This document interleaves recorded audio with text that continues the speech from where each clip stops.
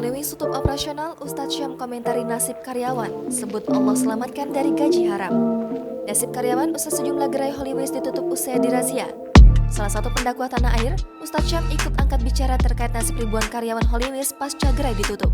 Melalui akun TikToknya, @syam_el_masrushi pada Selasa 28 Juni lalu dan diunggah kembali oleh akun Instagram @rumpi_gosip. Ustadz Syam memberikan tanggapannya. Menurutnya, nasib karyawan Hollywings yang mayoritas beragama muslim akan membaik setelah kejadian tersebut. Ustadz Syam yakin bahwa ada dampak yang positif setelah gerai Hollywings ditutup. Selain itu, ia menyinggung soal pekerjaan dan gaji yang haram. Rekan Ustadz Maulana ini kemudian mendoakan untuk karyawan Hollywings yang terkena dampak bisa mendapat pekerjaan yang lebih baik. Sementara dari captionnya, tertulis sang Ustadz mengingatkan soal hukum minuman yang memabukkan dalam Islam, di mana orang yang menyajikan juga disebutkan bisa mendapatkan keburukan dari apa yang mereka sajikan. Lewat video yang diunggah di TikToknya, tak sedikit dari warganet yang setuju dengan pendapat dari Ustadz Syam.